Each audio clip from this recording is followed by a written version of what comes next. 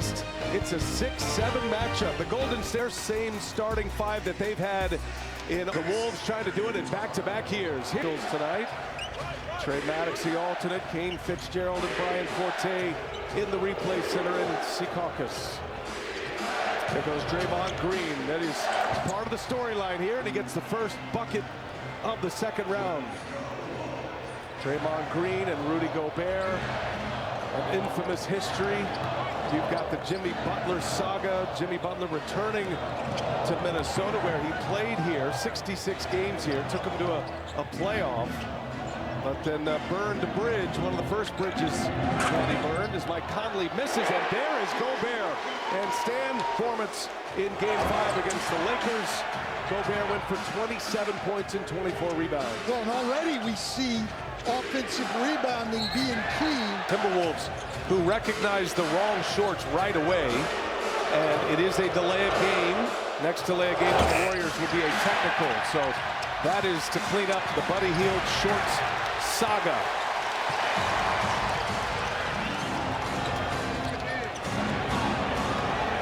Oh, what an incredible finish. Tyrese Halliburton, a game-winning three-pointer off a missed free throw. And the Indiana Pacers beat the Cavs on the Cavs' home floor for the second straight game. And the road teams have won all four in this second round. With the correct pair of shorts on of that incredible Indiana-Cleveland game as Stephen Curry goes to the basket and lays it in. Yeah, look, and Steph Curry again has his hands full as he does every night. He gets great defenders. Jaden McDaniels, one of the longest and best perimeter defenders in this league, has the assignment tonight. Anthony Edwards fires one across to Conley. And now Randall. Randall had an excellent series as the Warriors switch. A lot of screens, so now on the switch, Jimmy Butler on Edwards, the Olympian, fires it across. And on the take, nothing there. Daniels, second chance. Edwards looking for room. Edwards comes up short. Brandon Podziemski was right with him.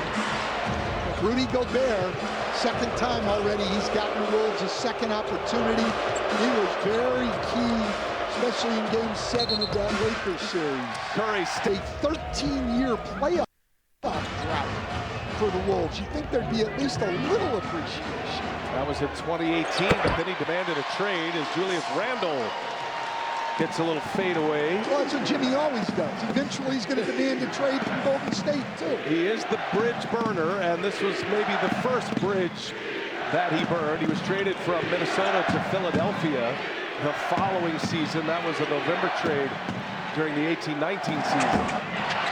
And Butler, coach, has not played here in Minnesota at Target Center in 4 years. It's been since 2021 as Edwards misses badly and Podziemski with a rebound. And now we're starting to see how much rust is involved with this long layoff for the Timberwolves. Well, and Edwards went 0 for 11 from 3 in Game 5 of the Lakers series, so he's now missed at least.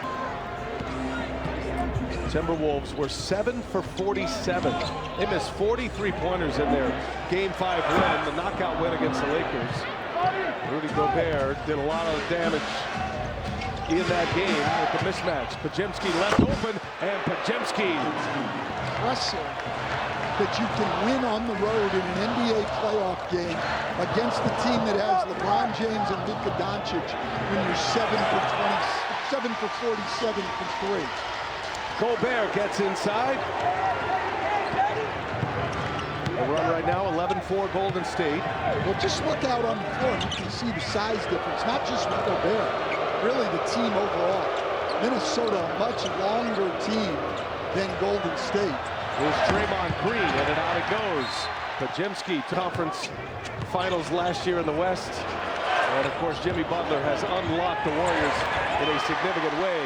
Jaden McDaniels in the right place, able to score it, and it's a three-point Warriors lead. That's already 3 offensive rebounds from Minnesota. We're the best offensive rebounding team in the first round of the playoffs, and the Warriors struggled to keep Houston off the glass, and now struggling early to keep Minnesota off the glass. Wolves, #1 offensive rebounding team in the league this year. Great perimeter defense.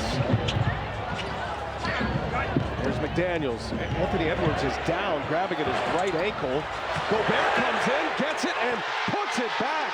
13 points, Brian, in the first 4 games of the Lakers series, and had 27 points and 24 rebounds in Game 5. Has 6 points and 5 rebounds already tonight. Good find by Curry, and Butler missed it. Each series, and then in the closeout games, were historically good. Absolutely, and we've seen that a lot in the non-calls at the other end of the floor. Keith Santos, his first minutes on the floor, picked up that foul. Naz Reid running with Dante DiVincenzo. Minnesota has an outstanding bench, and DiVincenzo. For him to see that one go, played well in the first round, but did not shoot well. 30% from the floor and 19% from 3 in the first round against the Lakers. See Gary Payton the second on the floor. He missed Game 7 in Houston with an illness. Oh, Curry over the head, and Payton can't cash it in. McDaniels up high for the rebound. Minnesota's got the lead. DiVincenzo, the former Warrior, kicks it to the corner. Here's McDaniels, great ball movement, and McDaniels cannot finish it. Well, and Minnesota 3-point shooting teams in the league, but they struggled in the first round against the Lakers at only 32%, and they start this game at 0 for 6. Here's Curry, short, and Edwards secures. McDaniels, Moses Moody on him, and now over Draymond. McDaniels hits. In Game 3, went for 25 in the opener of Game 1. Looney enters the mix here in the first quarter. Saw him play in Game 7. Shot clock at 2. Moses Moody, no good. And DiVincenzo pokes it free. That hit the... No, it's going to be a foul. Different people. Chris Finch is basically going to stick to 8 guys. Nickeil Alexander-Walker will get here, if not late in this quarter, in the second round, and that'll be it for the T-Wolves rotation. Wow, Payton able to swipe that rebound away from Gobert. Sets up Curry for 3. A little longer to get my body ready than it did when I was 23, but we all end up in the same arena knowing how to prepare ourselves for a game. It's a talking point, but not really relevant to us. And guys, he also added that playing every other day has actually helped them to stay in a rhythm in the playoffs. The bottom line, the Warriors aren't using age or mileage as an excuse here for Game 1. Well, they've been through it before, and you're right. This is their 9th playoff game, the Warriors. 6 consecutive with just 1 day in between, as Naz Reid able to get the friendly roll. And I'll ask you, Coach, so if the Warriors keep on this run here, if they get to a Game 5, it'll be 10 straight games of every other day for Golden State. Is Stephen Curry accurate when he's saying it's a good part of the rhythm for them? Or, And you know, as a baseball guy, they're used to throwing every 5th day. When you throw in the 6th day or the 7th day an extra day, not all guys like the extra time off. Here's Randall on a feed from DiVincenzo, sprays it back out. Alexander Walker with a miss. I think really the more interesting aspect of this to watch is the rust on the Wolves after 5 days off. Anthony Edwards has started 0 for 4 in his first 10 minutes. He has not scored.